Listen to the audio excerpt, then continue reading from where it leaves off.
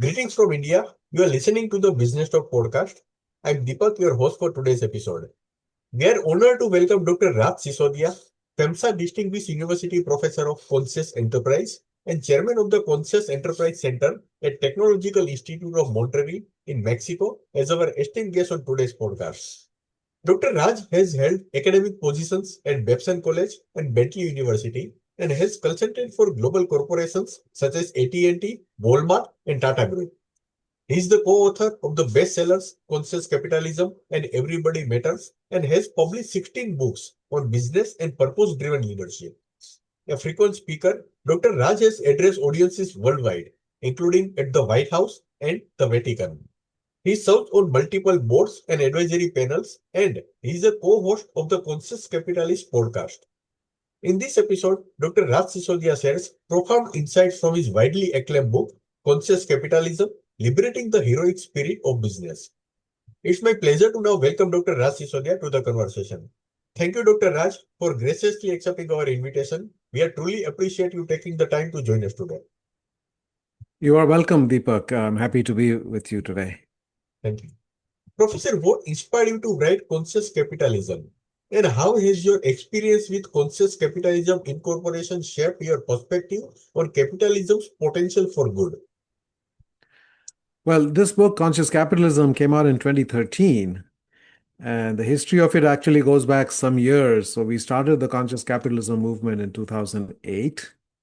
So it was John Mackey, my co-author on this book, who was the founder and CEO of Whole Foods, which is a very large, perhaps the largest in the world, natural and organic food retailer. So John and I met in 2007 when I had published a book called Firms of Endearment: How World-Class Companies Profit from Passion and Purpose. And that was a book that came out of my frustration with the traditional story of business and especially marketing. I did my MBA at Bajaj in Bombay, and then I came to the US to Columbia University to get my PhD in marketing and strategy. And I started teaching in 81. But I soon realized that the way in which we practice marketing and think about business and teach about business was not at all inspiring. And it was actually causing a lot of harm and negative consequences.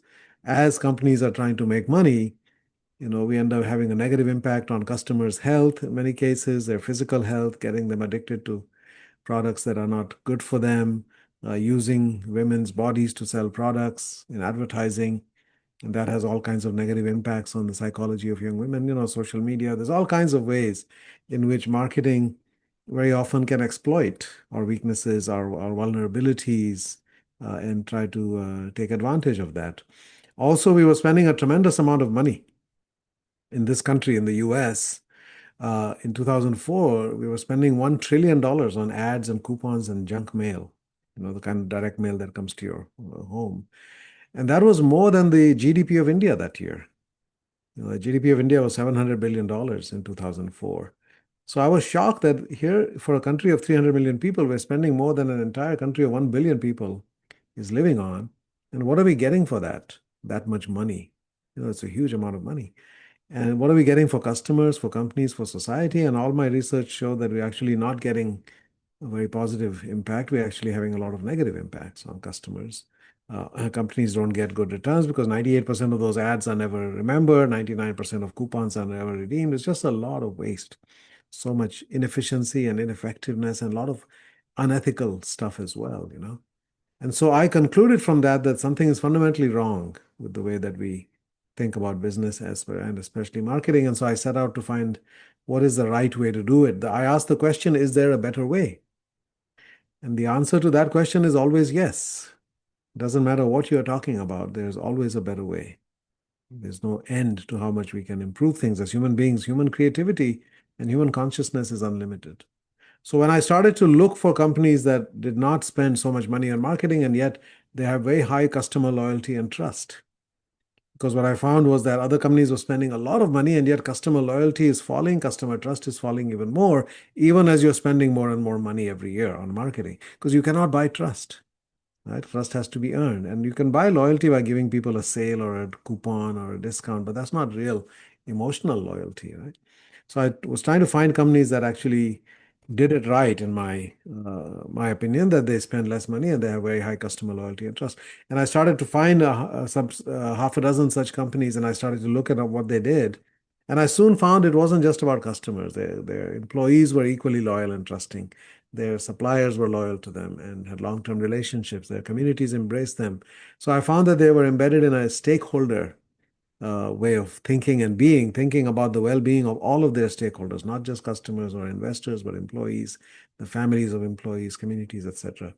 And so I discovered then that these companies that were loved by everybody, and I said, what makes that happen? How are these companies loved by everybody? And I discovered the four pillars or principles of conscious capitalism, which we can talk about or I can introduce here. Higher purpose. There's a reason for this company to exist beyond making money. Stakeholder integration, creating value for all stakeholders, deeply caring about the well-being of all stakeholders, and making sure that they simultaneously benefit, so you don't have to squeeze one to benefit another. Conscious leadership, leaders who are driven by service to people and to the purpose of the organization, and not just to their own ego and for money and for power. And then a caring culture where people actually look forward to going to work. They don't say, thank God it's Friday at the end of the work week, and oh God, it's Monday, right? There's a lot of data that shows that heart attacks go up on Mondays in the US and in the UK and in Sweden rather, that I've looked at. So those are the four pillars of conscious capitalism, and that's what I uncovered in that book, Forms of Endearment. And I also found, somewhat to my surprise, that we had 28 companies that we picked based upon their fitting with that model with those four pillars. We didn't select them for their financial performance, and we did the financial analysis after the fact to see how do these companies perform for investors. And some of them 18 of them were public companies. And I said, they're paying their people much more than the other companies are, like Costco was paying double of Walmart, providing much better benefits. They're investing in their customer experience. They're paying their suppliers well. They're not squeezing their suppliers. They're investing in their local communities. They're investing in the environment. And they were even paying taxes at a much higher rate, on average, 34%. So I said, maybe there's less left over at the end of the day for investors. And what I actually found was that these companies had outperformed the S&P 500, the market as a whole, by 9 times over 10 years, 9x over performance. And that was quite a shock in the beginning. And I said, wow, how is that possible that you can outperform the market while you're paying your people more and doing all these other things? And then we understood what makes that happen, how much value is created in a conscious business when you don't have to spend on marketing, when employees are highly passionate and engaged and committed, and all of those other things that happen. So that book came out, and the CEO of Whole Foods read that book and loved it and asked me to spend a day with him. And that was one of the companies I had researched and written about. And then at the end of our dinner, I shared my vision for what I was calling the Institute for New Capitalism, or INC. I said, John, after teaching for 20 years, I was never inspired. It's all about the head and the wallet, my business education, right? The theories, the frameworks, and the bottom line. What about the heart and the spirit? I said, for the first time, I feel alive in my work. I feel my heart is connected to my work. I was literally crying when I wrote that book, Forms of Endearment. So I said, I want to dedicate the rest of my life to this story about business, that this is how we should think about business. And John looked at my mind map and he said, that's my vision as well, but I like the phrase conscious capitalism, which was actually coined by Muhammad Yunus, who is now leading Bangladesh, but he's an economist and he started the Grameen Bank, micro-lending pioneer. And he used it to refer to what we call a social business, right? That only has a social purpose, but we are using it much more broadly. So anyway, that's how we started the movement in 2008. And then a few years later, we wrote this book, and now we're writing the second edition of this book. Very inspiring journey. Professor, you talk about 4 tenets of conscious capitalism. Which of these do you believe is the hardest for businesses to implement, and why?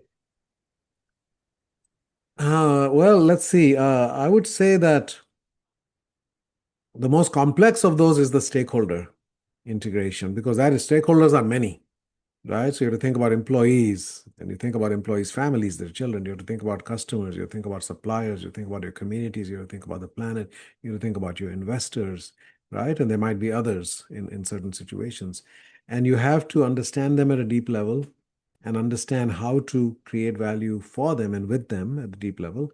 And then also to view it as an interconnected, interdependent system, right? So that you're not having to squeeze one to benefit another. You don't say we have to pay our employees less so we can make more profit, or we have to charge higher prices to customers so that we can have higher margins. Ideally, we should be able to do it in a way that simultaneously everybody can flourish. So that's not easy. It can be done, but that's, I would say, the most complex of these. Finding your purpose is a more self-contained kind of a process, understanding why this company exists, why was it founded, what is the real problem we are solving in the world, in what way are we reducing suffering in the world, how are we bringing joy into the world. We can find our purpose and then figure out how to make it real. Conscious leadership, I mean, none of them are trivial, they're all significant, but I would say that because stakeholders include so many different categories, that's probably the most complex. Professor, you argue that capitalism is inherently good when practiced with purpose. How do you respond to critics who see capitalism as exploitative or purely profit driven? Well, the way that we have practiced capitalism in the past, and I would say it's not been always the case, but have been different periods of time.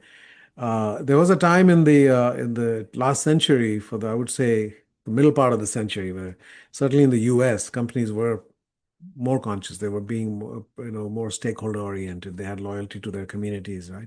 They created the middle class. People were well paid and so forth. And the executives were not that highly paid.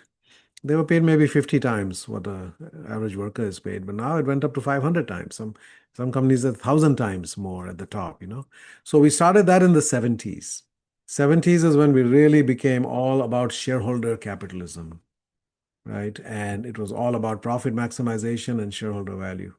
And everything else became a means to that end. And I think that marks the beginning of sort of this decline, in a way, of the positive impact, because capitalism then you started to see high levels of income inequality in society, right? You started to see damage done to the environment and communities, and companies abandoning certain countries and certain regions and going in search of lower wages somewhere else in the world, etc. So it became purely numbers driven and purely profit driven, and the only purpose was to make money. I think that in that 50-year history that we have been in is really what has caused many of our problems in the world. That business should always be thought about in a much deeper, richer way. The business is a way that we meet each other's needs. I mean, just think about it. If you didn't have business, how would we meet our needs? We can't make everything, right? You can't make your own clothes and make your own shoes and make your own smartphone and make your own cars, right? There have to be companies or businesses that exist out there to meet those different needs of ours. Now, the alternative is that the government does all of that, right? Socialist, communist countries had that philosophy that the government should own the means of production, etc. That simply does not work. There's highly inefficient, it is highly corrupt, and there's zero innovation when the government does things. Okay, you stand in line for 10 hours to get a loaf of bread, and you pay a lot for it, right? So business is a way for us as human beings living in a free society to sense and meet each other's needs. We have the opportunity to serve our fellow human beings and meet their needs. Now, if we do that in a caring and respectful way, that's a healing act, right? I'm solving a problem that you have. I'm doing it in a way that is good for you, right? That's healing. But if I use it as a way to make money for myself and use you, right? And I use aggressive marketing and misleading messages and all kinds of psychological tactics to get you, to buy my product, then I'm actually causing harm. I'm same product. I'm making money in a different way, but now I'm causing harm, right? So capitalism is simply a way of organizing human activity. But the consciousness with which you do it determines whether it's going to be beneficial or exploitative or somewhere in the middle, right? If you come at it purely with a mindset of maximizing money, right, then we are going to end up causing harm, I would say to people. But if you look at it as a way of expressing yourself and serving other people, right, it connects to your personal purpose. What is your personal purpose? If you can start without a company, you can only fulfill your personal purpose, in a limited way.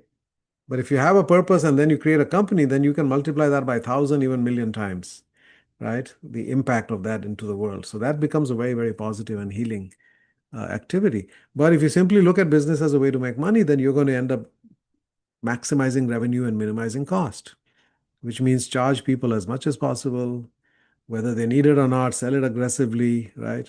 And then minimize cost, pay your people as little as possible. Pay your suppliers as little as possible, externalize costs onto society. That is not a business, that is a parasite. A parasite sucks life out of other things to stay alive, right? That's what that kind of a business is. And the profits they make are not real profits. Those are false profits because they have not factored in the full cost. When your employees burning out and dying of heart attacks, what's the cost of that, right? When you're destroying the environment, you're polluting the air and the water, and the rivers are getting destroyed. What is the cost of that? It's not factored in on your income statement or your balance sheet. So you have false profits. Whereas if you're a conscious company, you don't do those things. So your profits are real profits. And you're having a positive impact, emotional, psychological, spiritual, ecological well-being, right? Which is again not captured on an income statement or a balance sheet. But those are real sources of well-being and wealth that you're also creating at the same time. So again, capitalism, like any tool, a surgeon can use a scalpel to save a life. Somebody else can use it to kill you. Capitalism is a tool that can be used by somebody with higher consciousness to have a tremendously positive impact in the world. And somebody else can use the same tool to devastate societies and to hurt people. Professor, can you share an example of a company that's successfully balancing profitability with social responsibility, and what lessons other businesses can learn from them? Well, I would say, for India, in India, the Tatas have been an exemplar of that, right? From the beginning, 1860s or 70s, whenever they started, they always had a higher purpose. The Tatas' higher purpose was rooted in nation building. The question they asked was, what does India need the most? As a colonized country, there were many ways in which the economy was underdeveloped and the infrastructure was lacking in many directions, right? So India needed steel, so they set up the first steel plant. India needed electric power. They set up the first hydroelectric plant in near Mumbai, right? And likewise, so their decisions were really informed by this idea of nation building and serving society, right? Society should always be the first stakeholder. We are improving life for everybody in the world, humans as well as non-humans, right? So Tata pioneered many of those things, and they operated with a strong stakeholder mindset as well. They treated their people well. They were fair with their suppliers, with their customers, transparent, high level of integrity, right? All of that. So they had the purpose, they had the stakeholder orientation, they had very conscious leadership throughout. From Jamshedji Tata, I had the opportunity to meet J.R.D. Tata when I was a student in Bombay and Bajaj. Iconic leaders, Ratan Tata as well after him.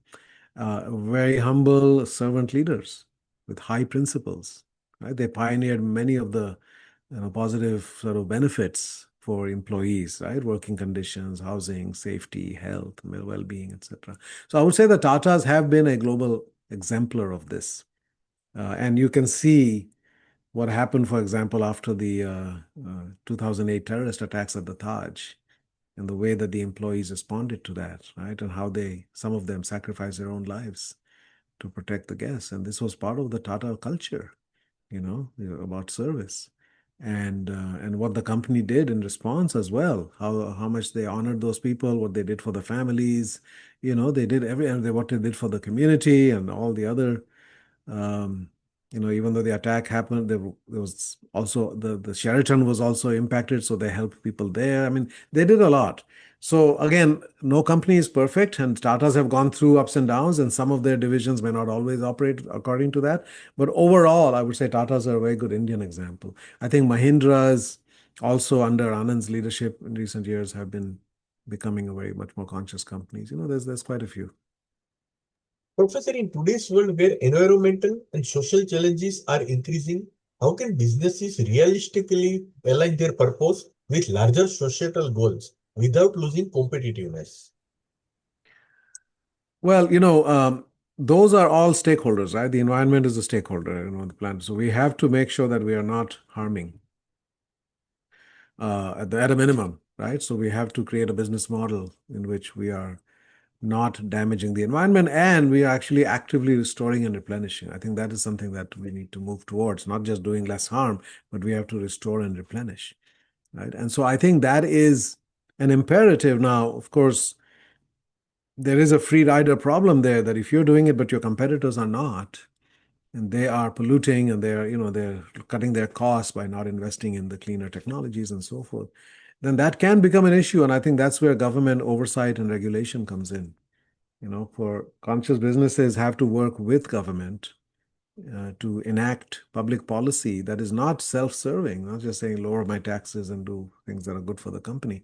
What is good for society, right? And then let's have a vision of that and what's necessary. And then we have regulation that makes sure that other companies are not able to undercut, right, based upon that. And the other side of it is you have to educate your customers and others that, maybe our product costs a little bit more, but this is why it costs. But overall, I think we do have to have that partnership with the government to make sure that we are addressing, because these are problems that we can add to as a company. We can put more pollution out there, but we cannot solve those problems alone, right? We have to solve them at an industry level. So a lot of these, so Paul Polman, for example, the former CEO of Unilever, started organizing different industries, whether it's food or whether it's clothing or retail, to get all of the major companies to come together who are competitors of each other and then agree on a set of standards, right? So that we make sure we police ourselves. We don't always wait for the government. And we operate in 50, 80 countries. Different governments have different levels of regulation, but then you commit to say that we are going to apply the highest level of responsibility everywhere in the world. So a lot of it has to do with organizing at an industry level and companies that are committed to this, and then the major governments of the world also playing a role in that. Professor, what role does leadership play in fostering a conscious culture? And how can aspiring leaders cultivate empathy, integrity, and trust within their organizations? Well, leadership is critical. Peter Drucker, the famous management thinker, said this about leadership: there are only three things that happen naturally in organizations. There's friction, there's confusion, and there's underperformance. Okay. Everything else takes leadership. You need leadership to bring together and coalesce the extraordinary capacities of human beings and align it with something that is important, right? And to do something together that we cannot do alone, to create a vision of what is possible and a strategy for how do we get there. So leadership is essential. And in a conscious company, it's essential that we have conscious leaders. What does that mean? They are purpose-driven, they are values-based, they have moral integrity, right? And moral courage. They have personal power. And I use the acronym selfless. Those leaders have to embody selflessness. What does that mean? You're not just there as a greedy, power-hungry person trying to use this leadership role to make yourself rich and fill your own ego. You have to be able to go beyond that you are here in service. The best political leaders, the best business leaders, leaders of any kind, are servant leaders. Right? They don't see leadership as sort of a tyrannical kind of, imperial kind of a role. It's a role of service. It's about serving people, serving the purpose of the organization, and taking it to a better place. And the qualities of a leader are also described by that acronym selfless. You have to be strong, right? You have to cultivate inner strength, not just personal power, not just positional power. Think about Gandhi. I mean, Gandhi was never elected to anything. He was never the head of any organization, and yet he had this enormous personal power, right? He could move millions of people. He could have a massive impact, not only in India, but around the world. Why? Because he cultivated himself, his values, his moral courage, right? His sense of purpose, all of that. That is something that conscious leaders have, tremendous amount of personal power, and they have integrity and moral authority, moral courage. And energy and enthusiasm, rooted in love. Leaders have to be coming from a place of love. This is a very, very important dimension. And most people don't talk about love. What does love have to do with leadership? I think it has everything to do with leadership. You cannot lead the people unless you love the people. Okay, you can order them, you can dictate to them, but you can't lead them. Leading means people come voluntarily with you. Okay, even if you have no money or power to give them, right? So you cannot lead the people unless you love the people. You cannot love the people unless you know the people. You cannot know the people unless you walk among the people. So those leaders, conscious leaders, have that quality. They're coming from love. And strength and love must go together. See, strength without love is tyranny. But love without strength is ineffective. Right? So we have to have both. We have many leaders in the last century, Hitler and Stalin and Mao and Mussolini and many, many others. And even today in the world, there are many strong leaders, but they're not coming from love. and they're destroying. And look at the U.S. right now under Trump. I think they're destroying, civilization, and they're destroying society in many ways. But you have to have love and strength go together, and you have to cultivate that. And then flexibility is F, and then the last qualities are long-term orientation, emotional intelligence, spiritual intelligence, and systems intelligence. Now, those are things that can be cultivated. So the first step is the leader has to work on themselves. Leader has to make sure that they're evolving themselves, healing themselves, developing themselves, right?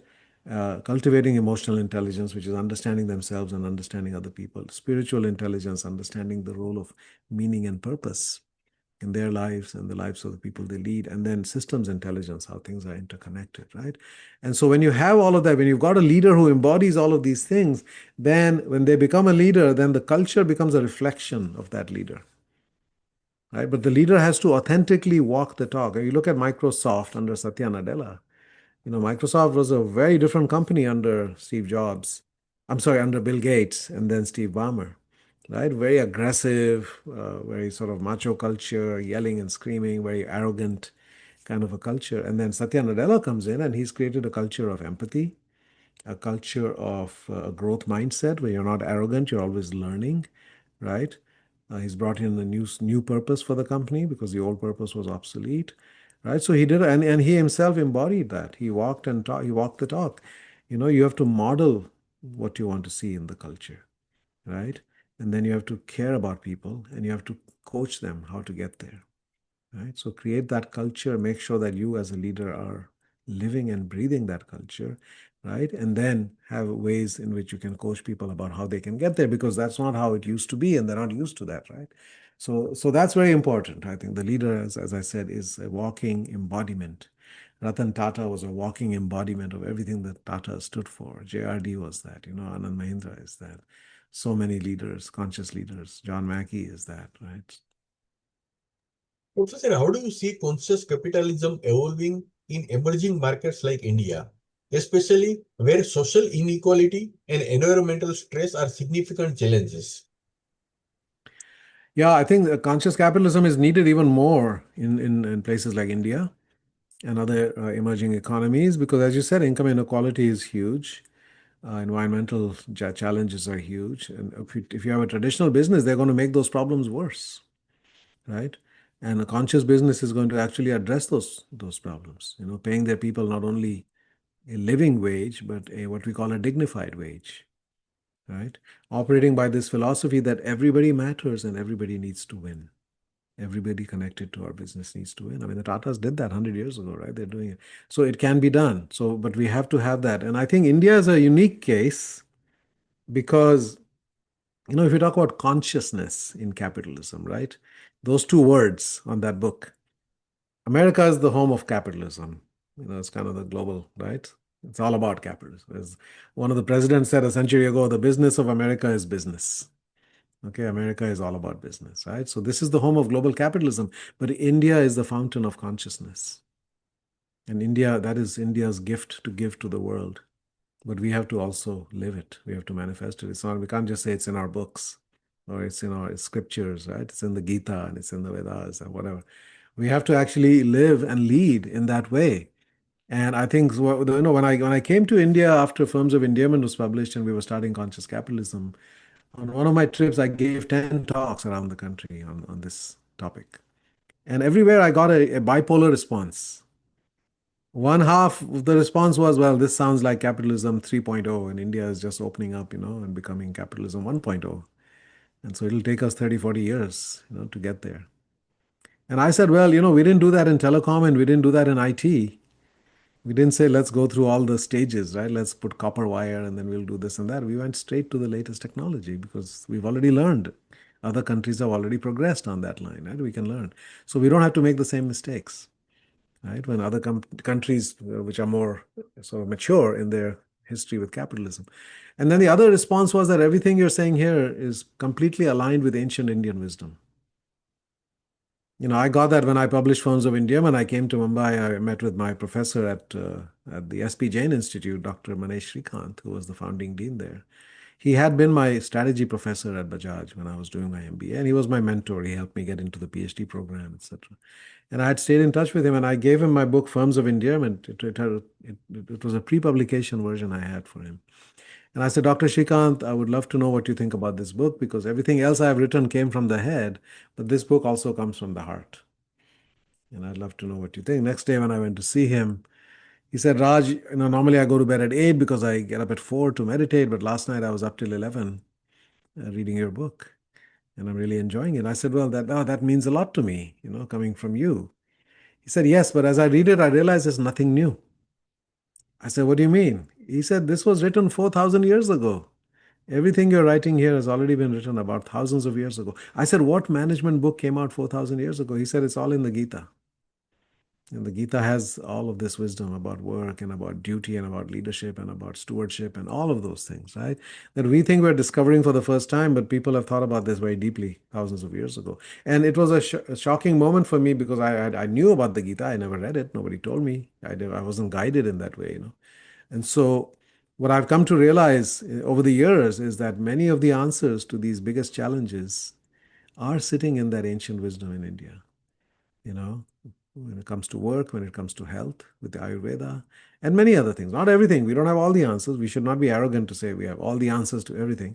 But yeah, in this domain of consciousness and living consciously and leading consciously and working consciously and all of that, there's a lot of wisdom there. So I think India is a unique case in that sense. Indian businesses, like a lot of Indian culture, because of the colonization, we became too much oriented towards the West. Everything good was imported and everything good was what's happening in England and America or anywhere else. I think we have to have our own unique way of doing things, which is rooted in our own heritage. And if we can operate with that, and of course we blend, right? There's many Western things that we have to adopt. There's efficiency and processes and systems and all of that. But then the values and the purpose, the dharma and the karma of capitalism. You could call this karma capitalism. Okay, it's exactly the same thing. Your actions, right? Purity of actions that leads to good outcomes, and bad actions will lead to bad outcomes over time, right? So if you operate with those things, I think so. India to me, is has to be like a poster child of conscious capitalism. So I spend a lot of time. I'm coming to November to the Sadhguru Academy in Coimbatore. I speak as part of their Insight program. So of course, Sadhguru is spreading consciousness and leadership. There are others. Sri Anish is another teacher that I'll be with in Dharamshala. He's doing a lot of work on conscious leadership, and of course, Sri Ravi Shankar and many others, right? So I think that is our not only gift for ourselves, but our gift for the world, that we have to provide not just yoga and not just meditation, but it has to be this as well. Professor, the book emphasizes creating value for all stakeholders. How should success be measured in such an integrated model beyond traditional profit metrics? Yeah, so we have to track, on a kind of a dashboard, as we call it, or whatever it is. You have to track the well-being of all of your stakeholders, including your investors. So that is the financial side, right? But we realize that when you look at financial performance, that is a backward-looking indicator. In other words, what did we do last quarter, last year, last 5 years, right? But if you look at employee engagement, employee health and well-being, right, that is a forward-looking indicator, because when people are engaged, you're going to see the results and the benefits of that in the business, in the numbers, in the financials, in the future. Likewise, customer loyalty, the net promoter score. I mean, many other ways in which we can capture our impact on customers' well-being and the quality of their life. Not just how much did we sell, right? Market share and those things, those are all financial proxies, but actually what is the impact on customers' lives that we are having? So when you start to look at suppliers, are our suppliers thriving? Are they able to, pay their people well? Are they able to invest in R&D and innovate and so forth, right? And all of the stakeholders. So when we do that, we track all of them and make sure that we have what I call key purpose indicators, not just key performance indicators. So when you have a purpose, then you've identified what that purpose is, then make sure you figure out a way to track that quantitatively as well, right? But recognize that all of these are leading indicators Okay, so that's number one. They will ultimately show up as performance. If you have an employee turnover of 7% and your competitor has 70%, like Walmart versus Costco, Costco is 7%, well, you can bet that that will show up in terms of performance, right? Because your people are so much more loyal and they're engaged and they're innovative and so forth. So we have to do that. And the other way that we can try to also do it is to quantify the value that we are creating. How much wealth are we creating? How much, it's hard to do. I mean, how do you measure, how do you put a number on the happiness of your employees, on the physical, health of your employees, etc. You can try to quantify those, but it basically gives you assurance that you are creating, businesses don't just create financial wealth. They can create or destroy 8 kinds of wealth: financial, but intellectual capital, right? Innovations, advances, progress, breakthroughs. Cultural capital, how much trust there is in society. Emotional well being, okay? Spiritual well being, physical well being, right? And then ecological well being. I mean, those are all different kinds of wealth. And we don't track those and we don't measure. We say it's all about making money and therefore everything else is a side effect, but those are all negative side effects. We say we have to positive impact in all these 8 areas for all of our stakeholders. And we try to track as much of that as we can that can be measured. But we have to remember we have an obsession with measurement in business, and it's good. But as I think Einstein might have said, that not everything that matters can be measured, and not everything that is measured really matters. Okay, so we have to have a good balance in that. Professor, my last question. Looking ahead, what changes in education, policy, and corporate governance are needed to scale conscious capitalism and create a more human and sustainable global economy? Well, that's a three-part question, right? So what changes are needed in education and in policy and in corporate governance? So education, I think it's critical that we change how we teach about business and economics.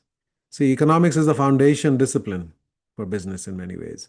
And economics has been founded on this idea of homo economicus, that human beings are purely economic, rational value maximizers, right? That we are individualistic, we're short term, we're selfish, and we're materialistic. And we just always say, what's in it for me? And how can I maximize that, right? We act like the money is the only game in town. Money is not the only game in town that makes life worth living. There are many things, right? Muhammad Yunus has talked about this, right? This caricature of Homo economicus. We are not Homo economicus. We are Homo sapiens. Homo sapiens are loving. Homo sapiens are altruistic. We are cooperative. We are purpose driven, right? We are conscious and we are self interested. Yeah, we have to take care of ourselves, but that's not all. And that self interested doesn't mean selfish, it doesn't mean greedy, right? So that's who we are when we are at our best. And that's why Homo sapiens have come to dominate this planet. So we have to understand what is a human being. And now, what is a human being in the context of the marketplace, exchanges, right? Business, right, etc. And bring that richness into that arena and not just make it all about, right, homo economicus and profit maximization. So we need to have a different theoretical framework for how we think about, a lot of the Darwinian sort of evolutionary theory, which explains why humans have succeeded, has to come in, and we're working on some of that right now, rethinking the theoretical foundation. So then we have to teach business with this different theoretical foundation and with a much broader lens of consciousness, building a business on purpose, building a business on love and care, right? And having all of those elements, right? Taking care, everybody matters, everybody wins, having that mindset. So how do we teach purpose in our business schools? How do we teach a stakeholder mindset, not just a shareholder mindset, right? How do we teach people how to be real leaders? How do we get them to cultivate their virtues, right? How do we get them to, become wiser and, spiritually grounded and so forth, and not just make them into selfish and greedy? And, if you're a selfish person, you become a leader, then you're going to use all the people that you lead to serve yourself, right? To fill your own ego and power and, money, hunger. That's not a leader, that's a tyrant. We're producing tyrants. Okay, business schools are not really producing leaders. We're producing managers at best and tyrants at worst. And then, of course, culture. Culture is so important, but most business schools don't teach that. So I think we have to radically change business curricula, because the estimates are somewhere 25 to 50 million people worldwide graduate with a business or economics degree every year. and they're all getting the wrong theoretical understanding of business and of economics. And social science theories are self-fulfilling. You teach somebody a bad theory, that this is how people behave, and then they end up acting like that. Research shows that people with an economics degree are actually more selfish and more short-term oriented in their life, okay, because they think that's what it means to be a human being, right? So we have to change education dramatically. That's part of what we're doing with Conscious Capitalism, our movement. We're working with many business schools. We are all kinds of new courses. We're doing that in Europe, in Mexico, and in the US as well. I'm part of various initiatives. The Future of Capitalism with about 20 universities, the Club of Rome, the UN Global Compact, etc. There are many, many entities. So we have to do that. We have to change education. And not only business school, but even education before that in high schools, I think we have to say, because everybody, whether you go into business or not, you are impacted by business. So we have to teach this more beautiful and heroic and noble version of what business can be. And it can be. I mean, that's not hyperbole. I think business really can be noble and beautiful and heroic if you do it with this energy, right? So education needs a lot of change, right? And even beyond this, I mean, we have to educate people, not just math and science, and those are important, but we have to teach people about understanding themselves, right? Being able to regulate their own emotions, understanding their values, how to find their own purpose, all of the kind of spiritual things. For me, I was 50 years old before I started to think about many of those things, Why can't we be teaching people like a school of life, teaching them what really matters in life? Right? And again, I think some of our spiritual teachers, Sadhguru and Sri Ravi Shankar, others are doing that in their schools, etc. Right? There's a much more holistic education that we need to provide to people. We have to, once you elevate people's consciousness, then everything else will follow. And that journey can start very young. We can start teaching systems thinking to 6-year-olds. Okay, it's not hard. But we don't teach that. We get people so specialized in narrow fields, they don't understand the whole thing. They don't understand how everything connects, right? So that's on the education side. On the government side, yes, we need smart policy. We certainly do not need to be creating incentives for the old way of doing business. And there's a lot of that in our tax codes and the subsidies in the US especially, perhaps in India as well. Chemical fertilizers and many things are heavily subsidized, but they're causing a lot of long-term harm. So we have to align policy and tax policy as well as other sort of non-financial kinds of incentives that we have so that we are encouraging and aligning businesses more with societal needs in that way. Okay. And the third one, what was the third one that you said? There was education and there was government policy and Education policy and corporate governance. yeah, so corporate governance, I think also has to change because right now, if you look at boards of directors, they view their role as fulfilling their fiduciary responsibility to the shareholders. They view themselves as agents of shareholders. That has to change. They are representing the well-being of the corporation, not just one of its stakeholders, which is the shareholders, right? Their duty is to the flourishing of that whole entity, the corporation. That includes the corporation itself and then employees and customers and investors and suppliers and everybody else, right? So we have to change that and recognize, first of all, that the company is its own most important stakeholder. So the company has to be healthy, which means we have to be investing in research and development and capital spending. Many companies are not doing that. In the US especially, companies are spending way more money now on share buybacks and dividends than they are on reinvesting back in the business. Most companies don't even have any R&D budget anymore, and they're buying back 60, 70. Some research shows that 80, 90% of profits are going to share buybacks, or 60%, and about 20, 30% are going to dividends, and only 7% is being reinvested back in the business, right? So again, the board's role is to make sure that the company itself is strong and resilient, right, for the future and adequately investing in its own future. And many companies are just harvesting for today. It's the short-term financial mindset that has become like a disease, and everybody is just saying, how can I make as much as possible very quickly and then get out,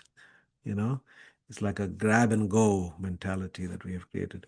And then broadening their role as stewards of the entire company and all of its stakeholders, as well as the purpose and the culture of the organization. So I think governance has to expand the oversight that we provide. Right now, what most boards do, they just ask the CEO, and I've been in a few boards, it's all the financial numbers. How did we do last quarter, and how can we do better next quarter? How did you achieve those numbers? And what are you doing that is going to actually harm the company in the long term? Because the CEO might be only thinking about a 3-year time horizon, right? Because then they'll be done. And all their stock options will have vested and they'll make a bunch of money and that'll be that. No, you have to look at the overall health of the organization and the long-term viability of the organization and be tracking all of those, right? So don't spend all your time just looking at the financials, but look at all of these things as you're forward-looking for the company. Listeners, a heartfelt thank you to Dr. Raj Sisodia for joining us today and sharing his valuable insights on conscious leadership and purpose-driven business. His work from conscious capitalism to everybody matters continues to inspire leaders and organizations around the world to embrace responsibility, empathy, and innovation. We are grateful for his deep expertise, his global perspective, and his unwavering commitment to transforming how business serves the society. Thank you once again, Dr. Raj, for taking the time to join us. You are welcome, Deepak. Thank you for having me.